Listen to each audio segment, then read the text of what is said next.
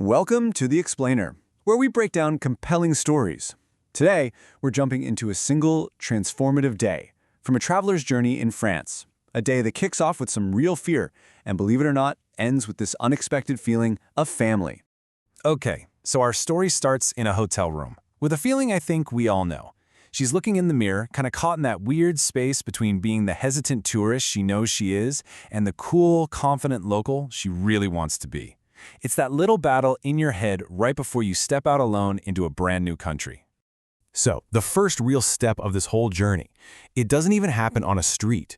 It happens with a simple choice to put on a new jacket. It seems like a small thing, but it's actually huge. It's her deciding to leave the old cautious habits behind and just go for it. And yeah, this jacket is so much more than just a piece of clothing. It's almost like a new skin, you know? Something to make her feel a little less like an outsider. It's this quiet promise she's making to herself that, yeah, maybe I could actually belong here. So picture this. She's armed with nothing but a little hand-drawn map, and the walk to the train station becomes this personal test. Every French street name is a new challenge, something she's whispering under her breath, trying to get right. It's that perfect mix of thrilling and totally nerve-wracking. But then, things take a sharp turn. You'd think a lifetime of navigating the wonderfully chaotic roads of India with that constant music of car horns would prepare you for anything.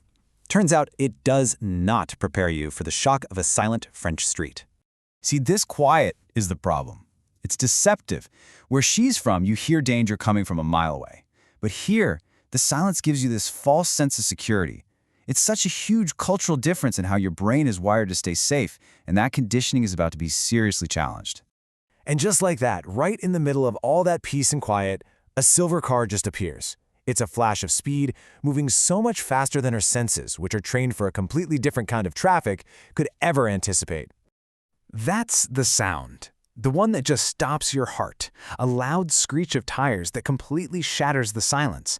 A terrifying noise that means the whole journey could have ended right then and there. So, the really crucial thing here isn't just the fear of getting hit. It's the deep physical shock that comes after.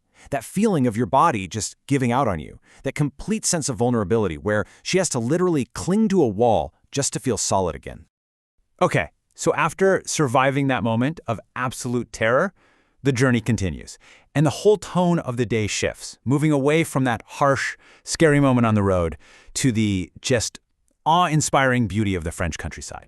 And there they are. For centuries, those two spires were like a beacon for travelers, a promise that they'd made it. For our narrator, still shaky and unnerved, seeing them must have felt like a sign that she'd made it through to the next part of her day. So inside the cathedral, she finds the famous blue of Chartres. And what's so incredible about it is that it's a color with a secret. The recipe for how to make it has been lost for hundreds of years. It's this beautiful mystery that you can see, but no one can ever recreate. So how do you possibly hold on to a feeling like that? Well, a simple little souvenir machine has the answer. It takes this huge, untouchable moment of awe and turns it into a small, physical thing, a coin you can actually carry with you. But the day is not even close to being over. An introduction to her colleague, Matteo's family, leads to this really powerful lesson, not just in French customs, but in what it truly means to connect with people. What should be a simple hello turns into this surprising, intimate little ritual. You can imagine, if you're not used to it, 3 kisses can feel a little awkward. But here, it becomes the doorway to something she never saw coming. And boom, in that one moment, with those words, every single barrier just melts away. The line between being a visitor and a friend, gone. She wasn't just welcomed into a house for dinner, she was welcomed into a family. The evening rolls on at this fusion Indian restaurant, and this is where the experience becomes a masterclass in what really matters. And here's a hint. It has absolutely nothing to do with the food. Just look at the two sides of this evening. On one hand, the dinner was, frankly, a disaster.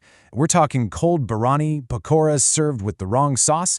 But on the other hand, the feeling was pure connection. It was warmth and laughter, all because of those incredible words, "Now you are family." And this is just the best. The shared joke about the terrible food.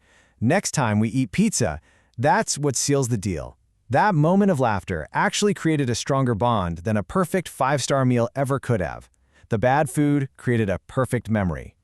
So as she's heading back on the train, you can just imagine all of these intense feelings from the day, the fear, the awe, the warmth, all starting to settle into this quiet, really powerful reflection. The actual landmarks start to fade into the night, but the emotional mark the day left on her is still there. It's held in the warmth of that little €2 coin in her pocket, a real, tangible link to an incredible, intangible feeling. And maybe that's the big takeaway here. The real journey wasn't just about going to see a cathedral. It was about surviving a quiet road, finding a secret color, and being welcomed into a family when she least expected it. It was about collecting these small, round moments of pure human connection. This one day shows this incredible shift, from a nervous tourist in a new jacket to someone who, for a little while, got to feel like she was family. Which just leaves you wondering, doesn't it? What's the larger journey all about? Not just of traveling the world, but of discovering yourself.